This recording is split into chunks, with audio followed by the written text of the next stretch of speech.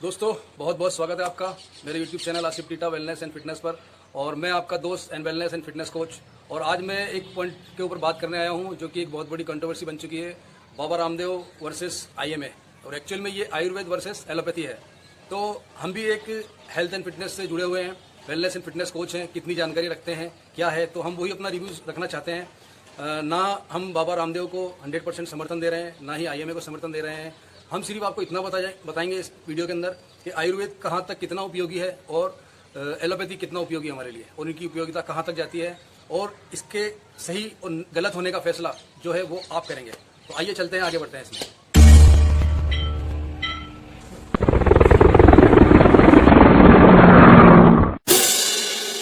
तो दोस्तों हम बातचीत को आगे बढ़ाते हैं।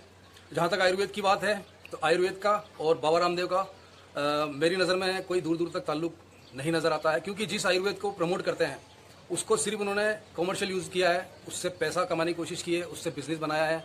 और आज वो पतंजलि के सीईओ एंड फाउंडर हैं, ऑलरेडी हज़ारों करोड़ का बिजनेस है उनका। तो जिस योग के ज़रिए निरोगी रहना सिखाना चाहिए था उनको, जब इस योग को इतना फेमस कर दिया आपने, और जब इस योग से इतनी आपने पॉपुलैरिटी हासिल कर ली, तो आपको तो चाहिए था कि आप योग के जरिए लोगों को निरोगी रहना सिखाते हैं, अच्छी लाइफस्टाइल सिखाते हैं, उनको ये बताते हैं जो मैं आज बताने वाला हूँ आपको। अगर दोस्तों आप समझ लोगे अच्छी तरह से और इस वीडियो को पूरा एंड तक देख लोगे, और इसके अलावा अगर आप डिमांड करोगे, आप कमेंट करोगे, तो मैं एक अलग से एक वीडियो और बना दूंगा पूरा जो आयुर्वेद की खुसूसियत, उसकी खासियत, उसकी विशेषताओं के ऊपर। तो अगर ये बताते आप तो बहुत बेस्ट रहता, लेकिन आपने तो पैर के नाखून से लेकर सर के बाल तक हर चीज़ की दवाई बनाते गए धड़ल्ले से दवाइयाँ बना के आप बिजनेस कर रहे हो। तो बाबा जी, बिजनेस अपनी जगह पे है, आपने कभी योग का ढंग से उपयोग नहीं बताया, ढंग से लोगों को निरोगी रहना सिखाया नहीं, लाइफस्टाइल सिखाई नहीं। तो यहाँ तक तो ये बाबा रामदेव की बात होगी। अब आयुर्वेद जो है आज से नहीं शुरू होता है, हजारों साल पुरानी परंपरा है, मुनि सुश्रुत और चरक से ये चली आ रही है। और इसके खुसूसियत के अंदर ये है कि हमारा चाइना, इंडिया और पाकिस्तान, बांग्लादेश, श्रीलंका के आसपास का जितना भी एरिया है ये पूरा जड़ी बूटियों से लद भरा पड़ा है बिल्कुल। और हमारे पास इतनी प्रचुर मात्रा में हमारे पास यहाँ पे दवाइयाँ, जड़ी बूटियाँ मौजूद हैं। इन्हीं को यूज़ करके हमारे जो बड़ेरे थे, हमारे जो पूर्वज थे, उन्होंने इस्तेमाल किया है इसको, और बहुत अच्छी तरीके से इसका फ़ायदा उठाया है, और इसीलिए वो निरोगी रहते थे और फिट रहते थे। और जहाँ तक आयुर्वेद की बात आती है कि रामदेव जी ने आयुर्वेद को डिफेंड किया है, ऐसा नहीं है। वो आयुर्वेद के जरिए अपना आपको डिफेंड कर रहे हैं, लेकिन हाँ कुछ बातें जो उनकी अच्छी हैं, जो सच्ची हैं, वो मैं आपसे और विस्तार से बताना चाहूँगा। देखिए, diabetes, sugar, BP, cholesterol, thyroid, बहुत सारी बीमारियाँ ऐसी हैं जिसका वाकई में एलोपैथी के अंदर कोई इलाज नहीं है। एलोपैथी सिर्फ उसको डाइवर्ट कर सकती है, उसको एक्सटेंड कर सकती है, आगे बढ़ा सकती है, आपका वक्त निकाल सकती है, या आपको किसी भी तरीके से एंटीबायोटिक और पेन किलर देकर कुछ वक्त के लिए कर सकती है। लेकिन प्रॉपर इलाज अगर आपको मिलेगा तो वो आयुर्वेद के अंदर ही मिलेगा। तो ये यहाँ तक सही है। और वाकई में एक इंसान को सबसे पहले तो अपनी लाइफस्टाइल पे वर्क करना चाहिए। अच्छे शुद्ध मसाले, अच्छा खान पान ऑलरेडी हमारे यहाँ मौजूद है, अच्छी चीज़ें हमारे यहाँ मौजूद है, लेकिन हमने छोड़ दी। हम आजकल अपना चुके हैं फास्ट फूड को, कोल्ड ड्रिंक को, है ना, और पिज़्ज़ा, बर्गर, ऐसी गलत चीज़ों को अपनाने के बावजूद ही ये बीमारियाँ हमारे ज़िंदगी में शामिल हो रही है, और ये बीमारियाँ बढ़ती चली जा रही हैं। और फिर उसके बाद हम इस लाइफस्टाइल का शिकार होकर फिर हम कहते हैं कि साहब ये हो रहा है, वो हो रहा है। तो ऑलरेडी हम इन चीज़ों को इन्वाइट कर रहे हैं, और इन्हीं की वजह से हम बीमार हो रहे हैं। अब आइए एलोपैथी की बात करते हैं। तो एलोपैथी के अंदर जहाँ तक है, मैंने जैसे बताया आपको, life saving drugs, emergency case और सर्जरी, इन चीज़ों में ज़रूर इसकी उपयोगिता है। लेकिन एलोपैथी की दवाइयाँ जितनी भी हैं वो आप जल्दी से क्विक ना लें, जहाँ तक हो सके पहले घरेलू उपचार करने की कोशिश करें। और ये सारी बातें बताने से पहले मैं एक डिस्क्लेमर दे देता हूँ आपको कि कुछ लोगों को ये ऑब्जेक्शन हो सकता है कि मैं कौन हूँ। तो भाई, मैं कोई डॉक्टर तो नहीं हूँ, लेकिन मुझे ये बताइए कि अगर आप सर्दी में बारिश में भीग गए तो आपको सर पोंछना है, बाल सुखाने हैं, हल्दी वाला दूध पीना है, हो सके तो बॉयल एग लेने हैं, या काढ़ा बना के चाय पीनी है, तो इसको जानने के लिए क्या डॉक्टर होना ज़रूरी है? या तेज़ गर्मी है, भीषण गर्मी है, लू लग गई है और प्याज का रस यूज़ किया जाए, ज़्यादा पानी पीना है, अपना आपको मतलब डिहाइड्रेशन होने से बचाना है, तो क्या इसके लिए भी डॉक्टर होना ज़रूरी है? ऐसा कुछ भी नहीं है। डॉक्टरों पे हम लोग बहुत ज़्यादा डिपेंड होते जा रहे हैं। जैसे जैसे ये जा रही है ना ये सेंचुरी, इसमें पिछले 20-30 सालों में हम बहुत ज़्यादा डॉक्टरों पर डिपेंड हो गए, और यही एक बहुत बड़ा कारण है। कुछ डॉक्टरों ने, मैं ये नहीं कह रहा हूँ सब, सारे तो नहीं, लेकिन बहुत सारे डॉक्टर ऐसे हैं जिन्होंने इसका फ़ायदा उठाया है और मेडिकल कंपनियों के साथ मिलकर लूट मचा रखी है। और जो भी ये दवाएं लिखते हैं, इनमें ऑलरेडी इनका पहला कमीशन सेट होता है, और इसी की वजह से ये जो लूट चल रही है ना, ये इसी वजह से सारे डॉक्टर बदनाम होते हैं, पूरी एलोपैथी इंडस्ट्री बदनाम होती है। जबकि एलोपैथी के जो जनक थे वो थे हिप्पोक्रेट। हिप्पोक्रेटिक ओथ तो ले लेते हैं डॉक्टर, लेकिन उन्हें हिप्पोक्रेट के बारे में जानने की भी ज़रूरत है। उनका भी यही कहना था कि जहाँ तक हो सके आप निरोगी रहने की कोशिश करें, फिट रहने की कोशिश करें और अच्छे खान पान से अपने बीमारी को कंट्रोल करें। उसके बाद जब ज़रूरत पड़ती है बहुत ज़्यादा, जब दवाइयों को इस्तेमाल करना है या सर्जरी है या लाइफ सेविंग ड्रग्स वगैरह, ये सब बाद में आती है। लेकिन हमने अभी कुछ सालों से अपना एक सिस्टम ऐसा बना लिया है कि बहुत ज़्यादा दवाइयों पे डिपेंड हो गए हैं। ज़रा सा सर में दर्द हुआ फ़ौरन मेडिकल पे, ज़रा सी पेट में दर्द हुआ फ़ौरन मेडिकल पे।